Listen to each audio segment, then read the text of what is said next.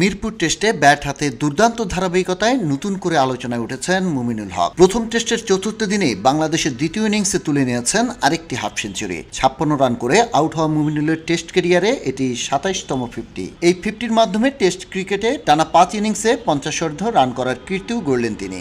বাংলাদেশের হয়ে এর আগে এমন ধারাবাহিকতা দেখিয়েছিলেন শুধু তামিম ইকবাল। 2010 সালে ইংল্যান্ড সিরিজে মার্চ থেকে জুনের মধ্যে টানা 5 ইনিংসে 50 করেছিলেন দেশসেরা এই ওপেনার। মুমিনুলের দুর্দান্ত এই ধারাবাহিকতা শুরু হয়েছিল গত বছরের নভেম্বরে আয়ারল্যান্ডের বিপক্ষে সিরিজ থেকে। সেই সিরিজে 3 ইনিংসে করেছিলেন 50। সিলেটে একমাত্র ইনিংসে খেলেছিলেন 82 রানের ইনিংস।